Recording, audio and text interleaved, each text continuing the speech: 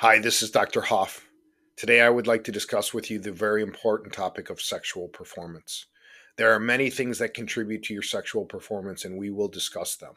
But first, I think it's very important to start with a definition of what is a good sexual performance. And to be honest with you, that can be something different for each one of you. Some men define that by how long it lasts, other men define that by how many sexual partners they end up with. Myself, I define that as how satisfied my partner is with the act of sex. That's important to me because I want to satisfy my partner, but it's also very important to me because that influences how I feel about myself and how I feel about sex.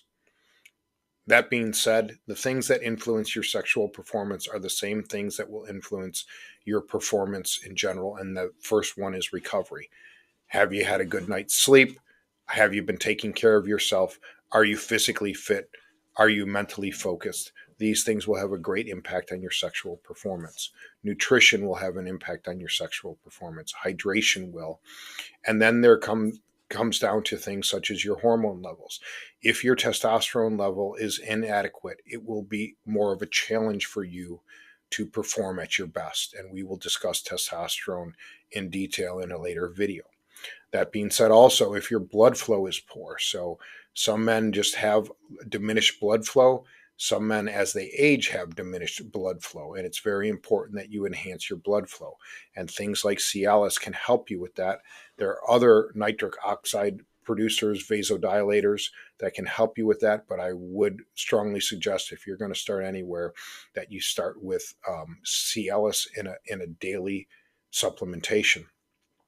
Cialis can be taken as a as needed basis. So if you're anticipating being intimate, taking it sometime before the act of sex, and that can help.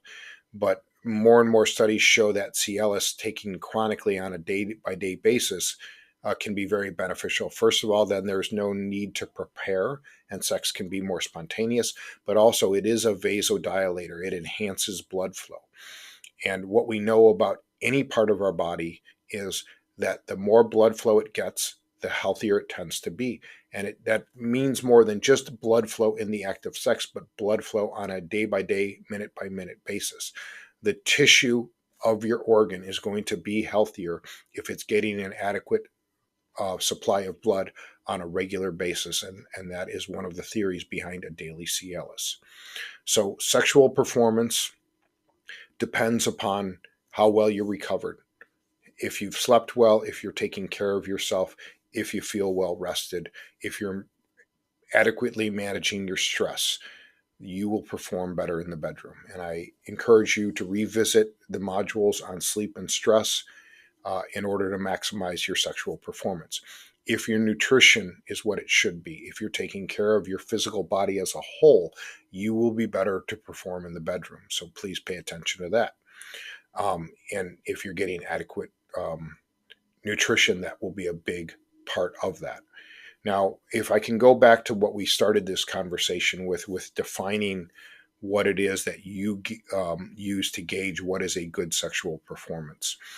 You know, most of us, even if it's not from a standpoint of altruism where we truly want our partner to be happy, most of us are going to be greatly influenced on how we feel and how we perform in sex, depending upon the feedback we're getting from our partner.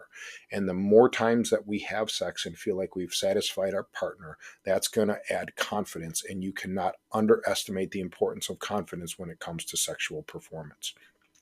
So look to please your partner. Even if you're not doing it from an altruistic standpoint, it will help you perform better in sex. Now, for those of us who are involved in a committed relationship, and for those of us who do value pleasing our partner for more than our own pleasure, there are a couple of things to talk about. Your partner wants to feel valued. They want to feel like they're the most important person in the world to you, at least for that period of time that you're spending with them in the bedroom. And they want to feel like they are attractive to you. So the more things that you can do to relay this to them, the more that you will please them in the act of sex. Especially when we're speaking of women here, the act of sex for women is much more of a mental thing than it is for most men. So if you can appeal to that, if you can make that woman feel like she is the most beautiful woman on the planet, you will, without a doubt, satisfy her more if you change nothing else about the physical encounter. You have to be involved with her and make her feel like she is the only woman on the planet at that time, and sex will be better for both of you. On a note related to that, I would like to discuss pornography. Uh, Everyone has a different opinion upon pornography, if it's good, if it's bad. I would just like to say that, in my opinion, working with countless men, I have found that pornography is a very has a very negative influence, is destructive to relationships. I feel that pornography is destructive for relationships, and I feel like it is for many reasons. Number one, if you're involved in any type of committed relationship and you're engaging in pornography, they know. You may think that they don't know, but they know. And somewhere you've relayed to them on a conscious or a subconscious level that they are not adequate for you, and therefore you're seeking out satisfaction from something else. And that will destroy relationships, and that will inhibit you from performing and having the best sexual relationship that you can have. The other thing is pornography distracts you.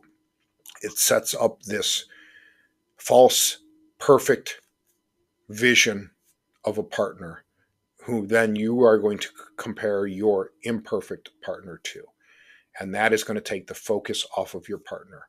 And nothing destroys sex and sexual performance quicker and sexual satisfaction quicker than taking the focus off of the partner in which you're sharing your body, which you're spending your time with.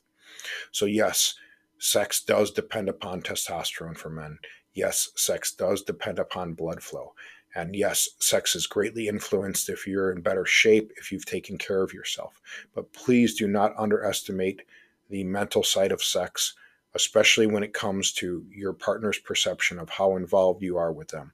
And that will greatly influence how pleased they are with the sexual act, which in turn will influence how pleased you are with the sexual act. I appreciate you listening to this, and I look forward to speaking to you in future videos.